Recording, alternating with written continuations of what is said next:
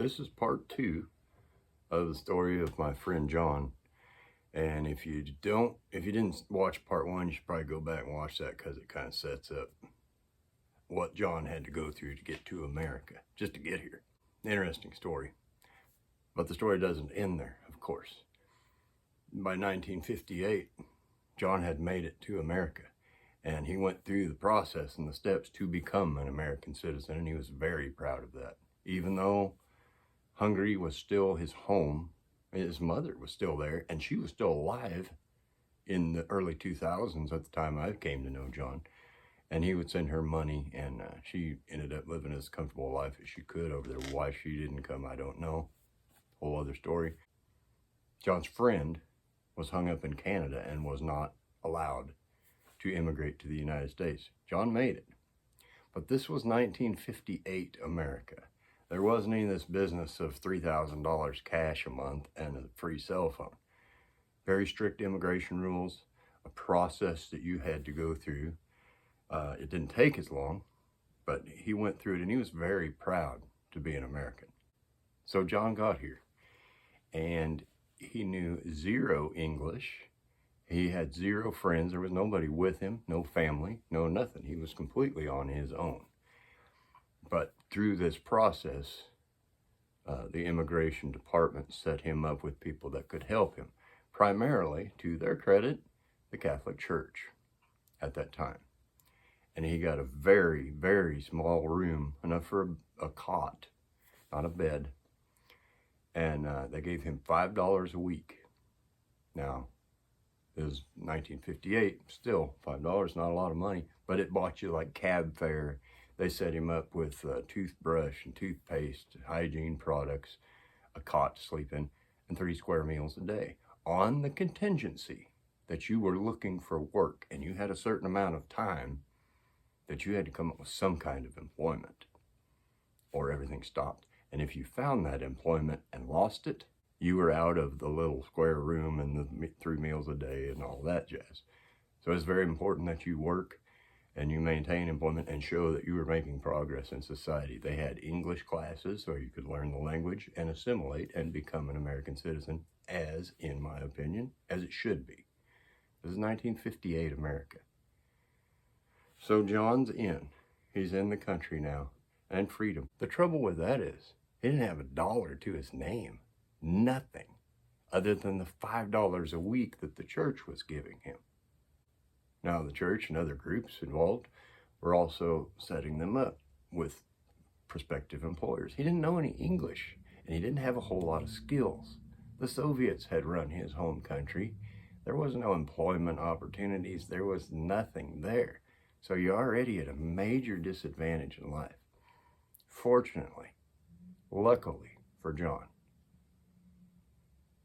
he got hired by the Caterpillar Corporation. And if you don't know, Caterpillar makes heavy industrial type equipment, earth movers and tractors and that kind of stuff, you know, big time equipment. But John didn't have any skills.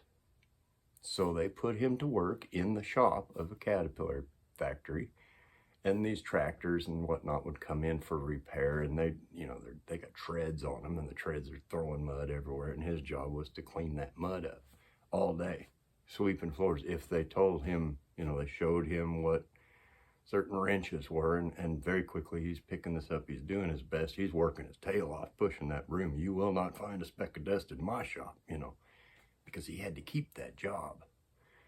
And it was a start. It was a paycheck now. And he was going to build a life by hook or by crook. So over time, he's learned some skills. He's learning what tools are what. Over the years, he's building up a reservoir where he could get out of the little cubicle room, for lack of a better term, with the cot, and rent a place, and eventually buy a place. Before all that, though, 2 weeks, he had worked for Caterpillar. And he's pushing that broom, and he notices that the foreman's office is off to the side. It's its own room, and bosses would come in and out of that office, and they had a window in it with a blind, and the blind was always closed. And once in a while, he'd see that blind open and eyes watching him. Well, he didn't know what that was, so then he really went to pushing the broom, head down, working, because he didn't want to lose that job. That job is everything to him. 2 weeks this goes on. The guys are looking, watching him. Finally, they call him into the office. Raslik, that's the name I'm giving him. Raslik. He thought he was fired. And he takes his hat off. He not really doesn't even understand what is happening or what is being said. But in essence, the boss has told him, I've been watching you. And every time I peek out that window, you're working. Never have I looked out there and seen you not working or leaning on your broom or wiping the sweat off your brow. Always you're working. And that's the kind of men I need in this company. And they promoted him and they gave him a little bit of a raise. So 2 weeks in, he's on the way up. And he thought he was fired. He had tears coming down his eyes. And somebody had to explain to him, no, you didn't get fired, man. The opposite direction, you got a little promotion. You got a little raise. Already 2 weeks in, and there's a glimmer of hope. And John told me all kinds of other stories, what we might call shop talk, locker room talk, that will not be repeated here.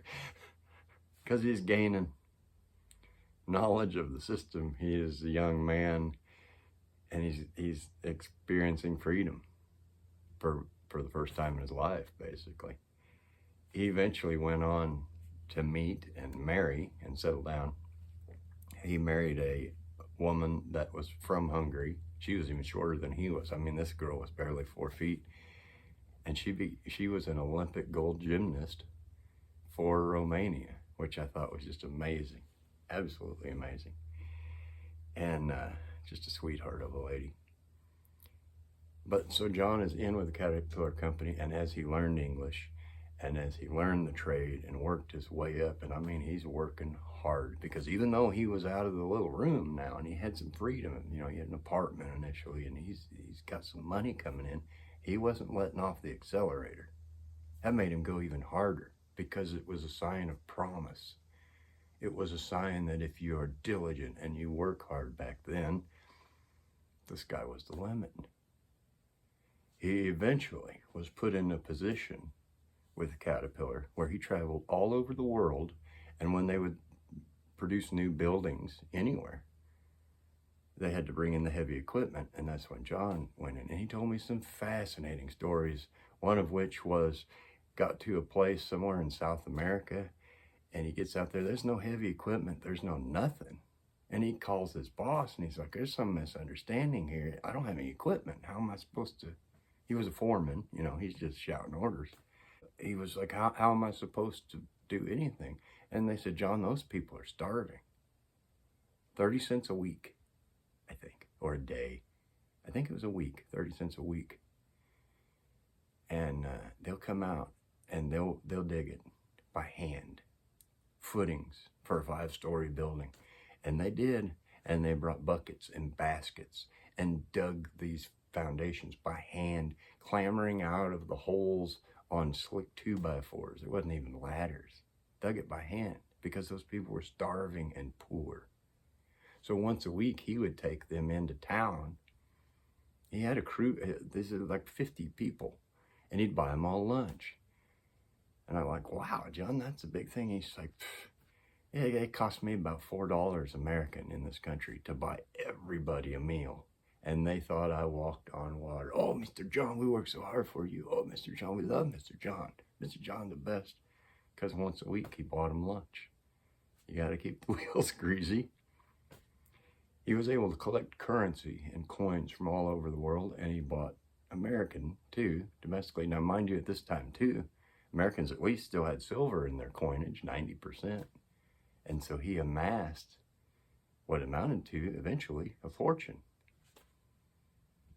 And then got into currencies and trading money. He was able to send his friend money in Canada. He was able to send his mother and family money in Hungary.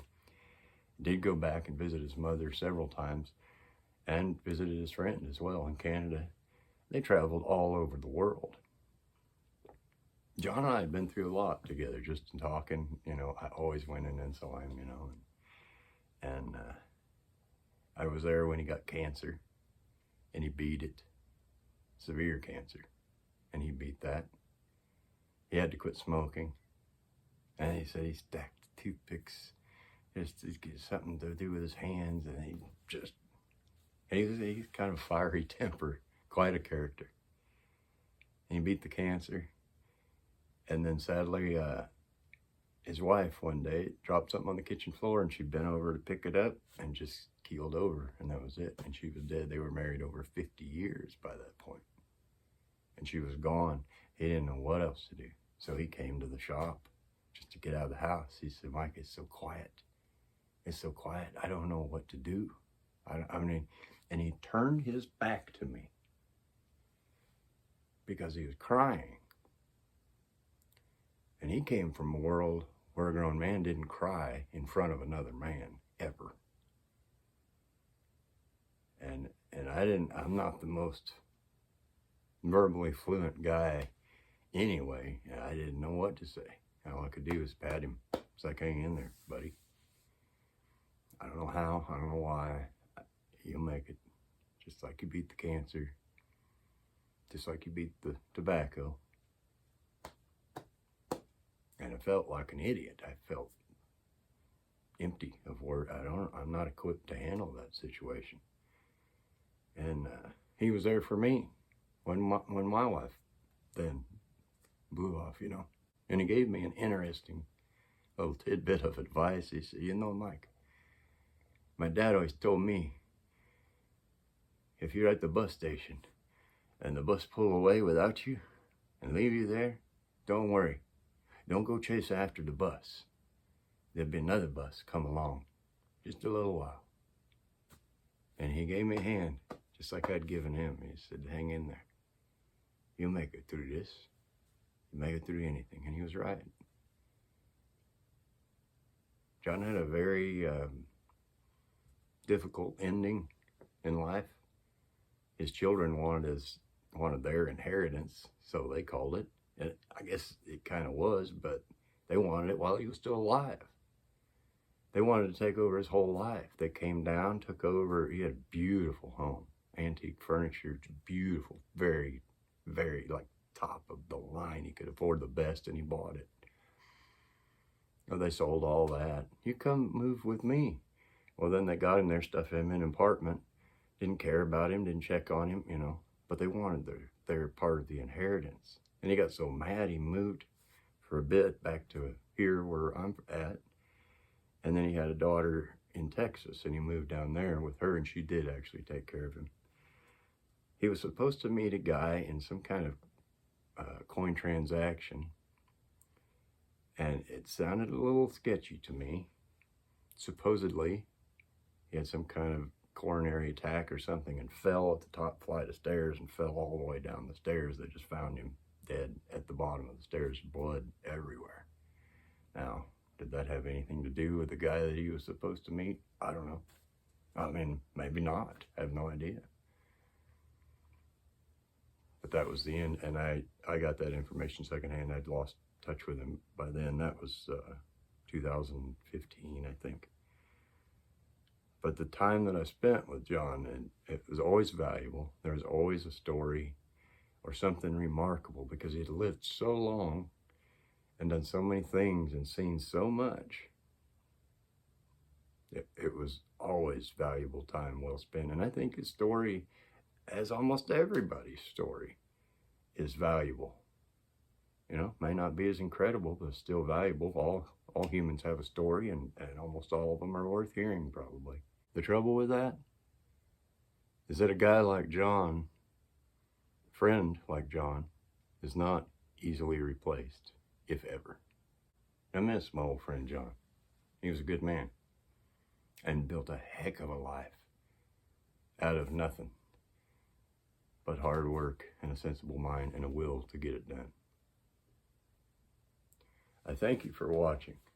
I do appreciate your time. You can leave any comments you have if you want to. They're always read. And like I said, I appreciate it. I'll see you next time.